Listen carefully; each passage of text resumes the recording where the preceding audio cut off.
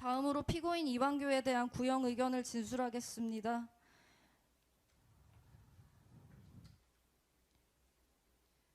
피고인은 윤석열과 대학 사법연수원 동기로 윤석열이 제20대 대통령으로 취임한 직후인 2022년 5월 법제처장에 임명되었습니다.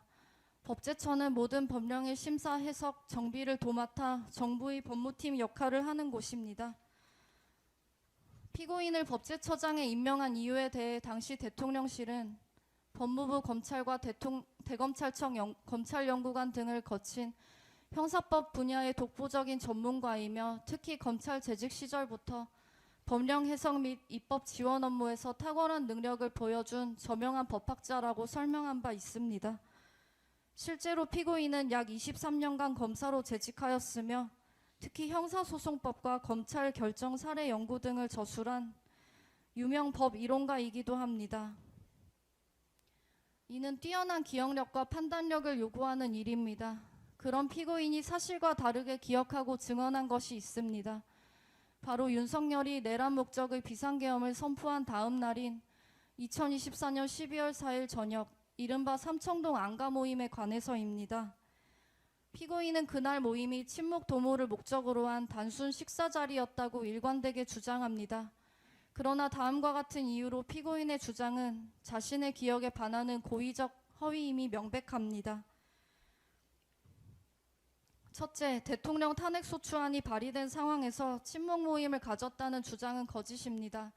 2024년 12월 4일은 바로 전날 윤석열이 비상계엄을 선포했다가 국회의 의결로 이를 해제한 당일입니다. 이날 정치권에선 6개 야당이 윤석열에 대한 대통령 탄핵소추안을 발의하였고 검찰과 경찰은 내란 혐의 수사에 착수하기 직전이었습니다. 또 정권 퇴진을 요구하는 시민들의 거리 집회가 곳곳에서 열리고 있었습니다. 이처럼 거센 반발과 압도적인 비판 여론으로 인해 대통령실과 내각은 고립무원의 상태에 놓여 있었고 대통령과 정부의 거취를 둘러싼 전국 정망은 극도로 불투명한 상황이었습니다. 당시 국무총리 한덕수는 비상계엄 해제 이후 사태 수습을 위해 부처별 비상대기 명령까지 내려놓은 상태였습니다. 그런데도 피고인은 핵심 사회부처 장관과 대통령실 핵심 참모 등이 한가롭게 침묵을 다지기 위한 저녁 모임을 가졌다고 주장합니다.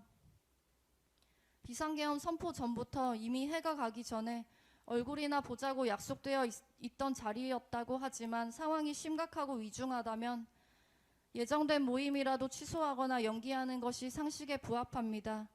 계엄 관련 논의가 없었다라는 피고인의 주장은 참석자의 면면을 볼 때 고의적인 거짓말로 판단됩니다. 둘째, 12월 4일 안가 모임은 비상계엄 해제 후 후속 대응책을 논의한 대책회의라고 보는 것이 타당합니다.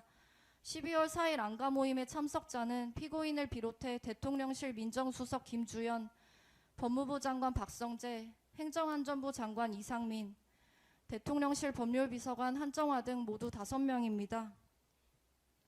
이들은 하나같이 윤석열의 집권 당시 법률 관련 업무를 종합적으로 다루는 핵심 참모, 비상계엄과 직결되는 주요 사회부처의 장관 등입니다. 더욱이 이상민 등이 두툼한 서류 파일을 들고 입장하는 장면이 안가 CCTV에 선명하게 찍혀 있습니다.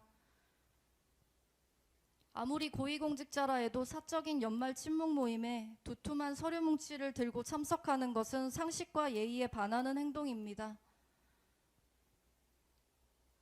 친목 모임이라면 굳이 안가에서 할 이유도 없습니다. 그보다 나은 음식점은 얼마든지 있습니다. 그럼에도 굳이 서류 뭉치를 들고 안가에 모인 것은 이 모임이 단순 친목 모임이 아니라는 강력한 방증입니다. 이들이 모임 직후 휴대전화를 바꾸거나 벌인 행위 역시 이날 모임의 성격을 증언하고 있습니다. 대통령의 탄핵소추, 검경의 내란죄 수사가 임박한 상황에서 이는 비상계엄의 위법성을 은폐하고 정당화 논리를 개발하기 위한 대책회의 자리였다고 보는 것이 경험칙과 상식에 부합합니다. 셋째, 모임의 성격이 드러나지 않게 하려고 법률비서관의 참석 사실을 고의로 은폐한 것입니다. 피고인은 국회에서 이 모임의 참석자가 자신을 포함해 모두 4명이라고 증언하였습니다. 실제 참석자 중에서 법률비서관을 빼고 진술한 것입니다. 법제처장과 법률비서관은 업무상 매우 밀접한 연관성을 갖고 있습니다. 법령 해석 등을 놓고 내각과 대통령실을 대표해 의견을 교환하고 수시로 의견을 조율하는 관계입니다. 더욱이 피고인과 법률비서관 한정화는 6기수 차이가 나는 검찰 선후배 관계이고 2024년 5월 부임한 한정화와 그 이전부터 법제처장 업무를 수행하던 피고인은 이미 반년 이상 함께 업무를 해왔습니다. 그런데 한정화만을 쏙 빼놓고 4명이라고 증언하였습니다. 더구나 피고인이 국제법제사법위원회에 출석해 5명이 모임 참석자를 4명이라고 위증한 시점은 2024년 12월 24일로 해당 저녁 모임이 있고 나서 겨우 20일이 경과했을 뿐입니다. 불과 20일 전 5사람이 모인 저녁 자리라면 장사미사라도 면면을 정확히 기억할 것입니다. 이에 대해 피고인은 비서관 한정화는 민정수석 김주현을 모시고 온 수행원 성격으로 생각해서 공식 참석 인원에서 제외했다라는 식으로 궁색한 변명을 늘어놓았을 뿐입니다. 엄중한 시기에 사적인 모임에 대통령 비서관을 수행원으로 데리고 다니거나 사적인 모임을 수행하는 대통령 비서관이 있다고 생각했다면 피고인이 오랜 검사 생활과 법제처장으로 재직하면서 공사를 구분하지 않고 그와 같이 해왔기 때문이라 할 것입니다.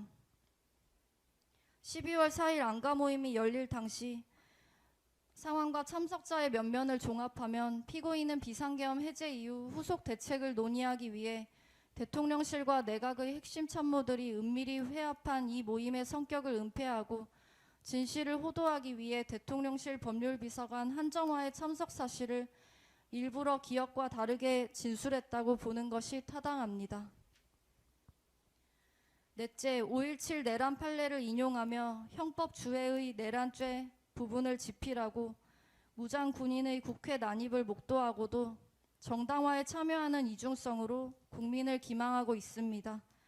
피고인은 법제처장을 지낸 사람으로서 누구보다 법리에 밝고 또 법의 엄중함을 잘 알고 있습니다.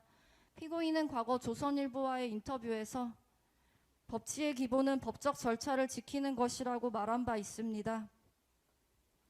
그렇다면 법적 절차를 지키지 않은 윤석열의 계엄은 당연히 범죄의 기본을 위배한 범죄 행위인 것이며 평소 피고인의 소신에 따른다면 윤석열의 내란에 대해 크게 분노하고 준엄히 비판하며 단죄를 요구하는 것이 마땅하다고 할 것입니다. 피고인은 2023년 12월 출간된 형법주회의 내란죄 부분을 집필했고 책에서 5.17 내란 사건 대법원 판례를 인용하고 있습니다. 피고인은 비상계엄 하에서도 국회 기능에 대해서는 어떠한 조치도 할 수 없다는 것을 누구보다 잘 아는 사람입니다. 그리고 무장군인과 경찰이 국회를 봉쇄하고 의사당 안으로 난입하는 모습을 확인하였습니다.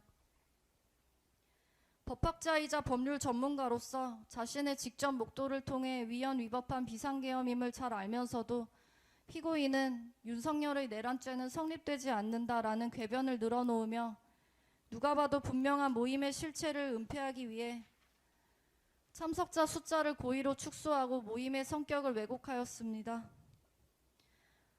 피고인은 비상계엄 당시 법제처장으로서 그리고 그 직에 있었던 자로서 국회의 조사 등에서 진상이 신속히 규명되어 대한민국이 빠르게 회복될 수 있도록 적극적으로 협력할 책무가 있음에도 오히려 자신을 임명한 윤석열의 권력 유지를 통한 자신의 권력 유지를 위해 계엄을 정당화하는 대책을 논의하는 자리에 참석하고 모임의 진상에 대해 거짓을 일관하였습니다.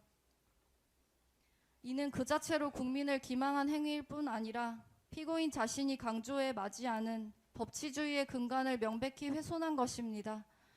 누구보다 법 절차 준수에 앞장서야 할 피고인은 안가 모임의 진실을 은폐 호도하며 이 법정에서도 거짓으로 일관하였습니다.